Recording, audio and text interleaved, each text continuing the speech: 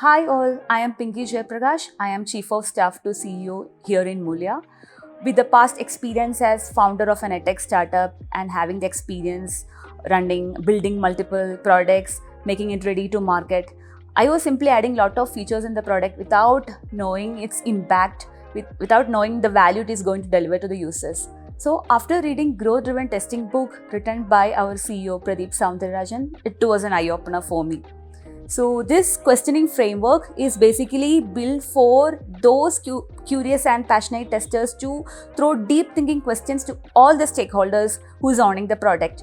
So this can be divided into product context, user context, tech context, and business context. So there are questions which basically throws questions to the product owner asking for the need of the features in the product, the target audience, and this is basically helping to understand the alignment between the product and the customer needs. So this will definitely help to refine the product.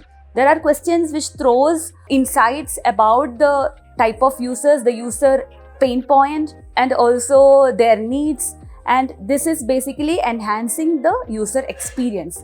Also, the questions which is related to the technology, their goals, their constraints, and the architecture, and these activities is basically helping to make sure that the product is scalable.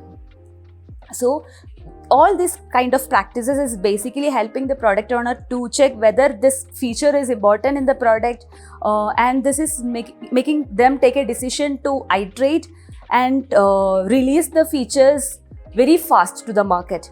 So this is saving the time, saving money, and addressing all the potential risk.